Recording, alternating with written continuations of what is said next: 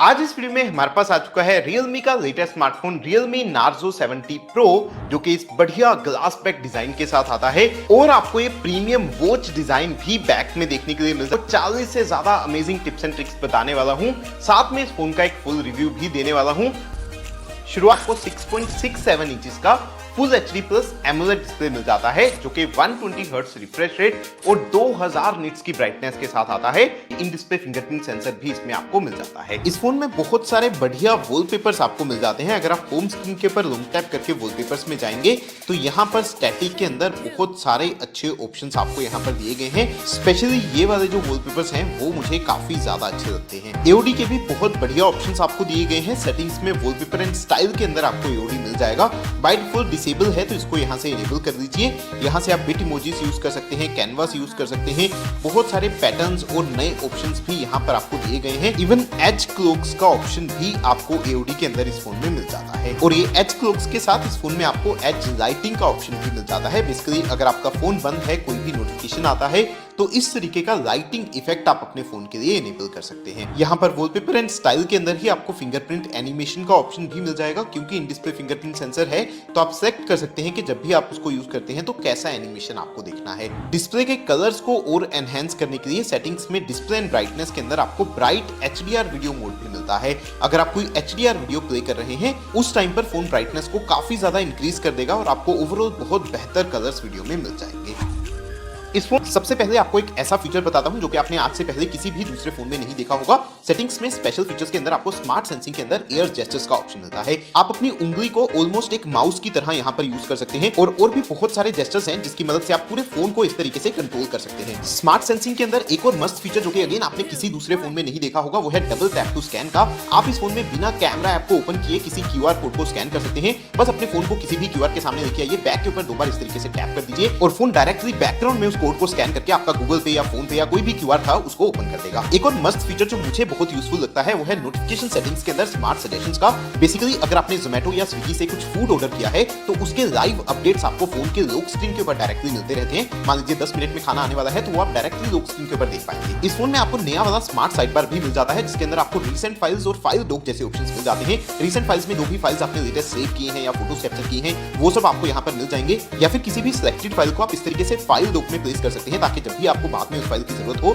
तो वो आप यहाँ पर साइड बार में से ही फाइल डॉक में से यूज कर पाएंगे। इस फोन में फ्लेक्सिबल विंडोज का भी आपको सपोर्ट मिल जाता है। वैसे तो अगर आप स्मार्ट साइड बार में से किसी भी ऐप को ओपन करेंगे तो वो डायरेक्टली इस तरीके से फ्लेक्सिबल विंडो में ही ओपन होगा। लेकिन अगर आपने कोई भी ऐप ओपन किया है, अगर आप रिसेंट्स में भी जाते हैं यहाँ से भी आपको उसको फ्लोटिंग विंडो में ओपन करने का ऑप्शन मिल जाता है। इस फोन के गैलरी ऐप में भी आपको मस्त फीचर्स मिल जाते हैं। अगर आपने कोई भी फोटो कैप्चर किया है उसमें से आपको अपना कटआउट बनाना है तो बस आप फोटो के ऊपर लॉन्ग टैप कीजिए और फोन ऑटोमेटिकली उस फोटो में से आपका एक पोर्ट्रेट कटआउट बना के आपको दे देगा। और इसमें अब आपको इरेज ऑब्जेक्ट्स का ऑप्शन भी मिल गया है। अगर आपने कोई भी फोटो कैप्चर किया है तो एडिट में चाहिए, यहाँ पर आपको इरेजर का ऑप्शन मिलेगा और जो भी ऑब्जेक्ट को या जिस भी चीज को आपको रिमूव करना है इस तरीके से सिलेक्ट कर दीजिए और फोन एआई की मदद से उस चीज को आपकी फोटो में से गायब कर देगा। एक फीचर जो मुझे सबसे ज्यादा यूजफुल लगता है वो आपको सेटिंग्स में Realme लैब के अंदर मिलेगा, वो है डुअल मोड ऑडियो का।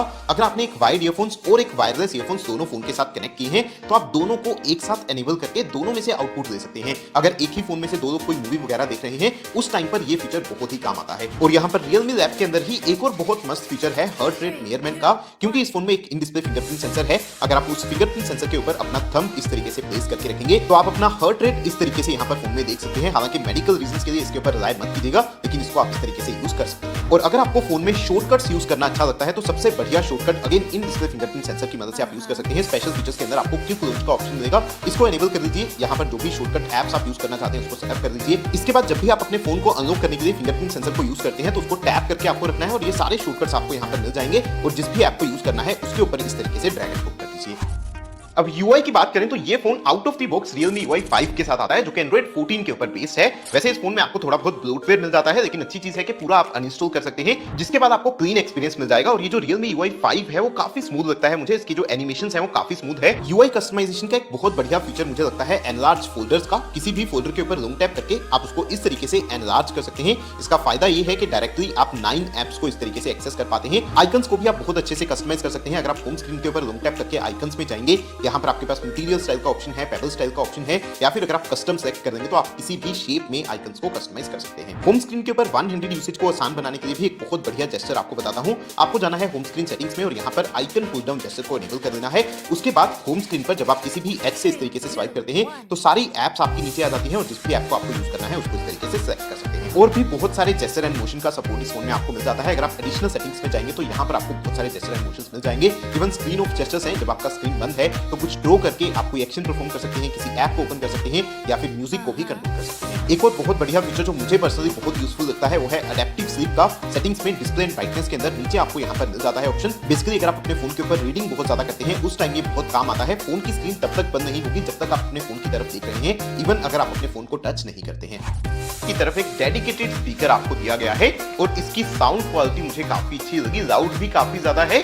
डुअल स्पीकर्स का एक्सपीरियंस और बेटर करने के लिए आपको सेटिंग्स में साउंड एंड वाइब्रेशन के अंदर और रियलिटी ऑडियो का फीचर एक दिया गया है। इसके अंदर आप प्रीसेट्स की मदद से सेलेक्ट कर सकते हैं कि किस तरीके का साउंड आउटपुट आपको अपने फोन से चाहिए।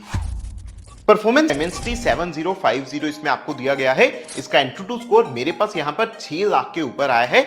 BGMI की अगर मैं बात करूं तो स्मूथ प्लस एक्सट्रीम में आप खेल सकते हैं और स्मूथ प्लस एक्सट्रीम में मैंने गेम प्ले ट्राई भी किया। काफी अच्छा और स्मूथ एक्सपीरियंस BGMI का आपको इस फोन में मिल जाता है। कोई भी गेम जब आप इस फोन के ऊपर प्ले करेंगे तो इस तरीके का गेमिंग मोड भी आपको मिल जाएगा। इसमें आप प्रो गेमर मोड एनेबल कर सकते हैं।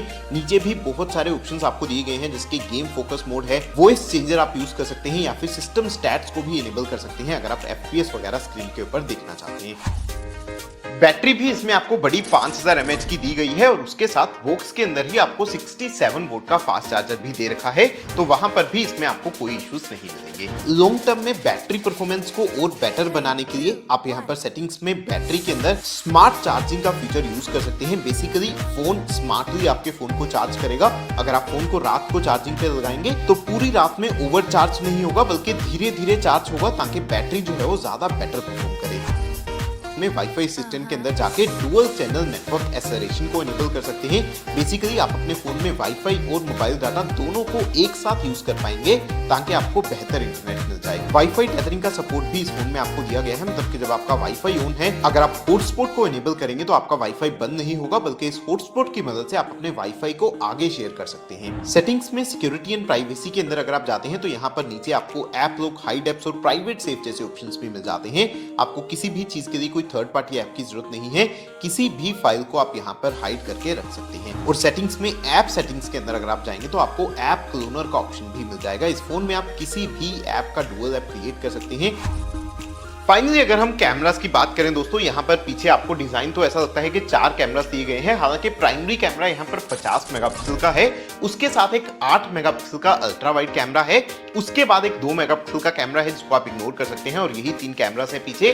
फ्रंट में आपको 16 मेगापिक्सल का कैमरा दिया गया है। अब इसके कैमरा के अंदर आप इवन 2x इन सेंसर जूम का फीचर भी यूज कर सकते हैं। इवन अगर आप पोर्ट्रेट फोटोज कैप्चर कर रहे हैं वहां पर भी आपको 2x जूम का ऑप्शन मिलता है, जिसकी क्वालिटी बहुत ही अच्छी आती है। कैमरा के अंदर एक बहुत ही इंटरेस्टिंग मोड आपको स्ट्रीट मोड मिल जाता है। इस मोड में आप इस ऑटो जूम के फीचर को ऑन रख सकते हैं और किसी भी ऑब्जेक्ट को कैप्चर करने के लिए बस आपको उसके ऊपर टैप कर देना है और फोन आपको ऑटोमेटिकली बेहतर कंपोजिशन बना के उसकी दे देता है। मोर मोड्स के अंदर आपको स्लो मोशन वीडियोस का भी ऑप्शन मिल जाता है। हालांकि सिर्फ रियर कैमरा से आप शूट कर सकते हैं और मैक्सिमम आपको फुल HD 120 FPS का ऑप्शन मिलेगा। अगर आप 240 FPS करेंगे तो वो HD में शूट होगा। मोर के अंदर ही आपको डुअल व्यू वीडियो मोड का ऑप्शन भी दिया गया है। अगर आप फ्रंट कैमरा और रियर कैमरा दोनों को यूज करके एक साथ वीडियोस कैप्चर करना चाहते हैं वो आप इसकी मदद से कर सकते हैं। और एक और बढ़िया फीचर यहाँ पर आपको ग्रुप पोर्ट्रेट का मिल जाता है। मोस्टली आपने देखा होगा कि जब एक से ज्यादा लोग फोटो में हैं तो एक ही फेस के ऊपर फोकस रहता है, बाकी लोग ब्लर हो जाते हैं। इस मोड की मदद से सारे लोग जो है बढ़िया फोकस में रहेंगे और आपको एक बेहतर फोटो मिल जाएगा।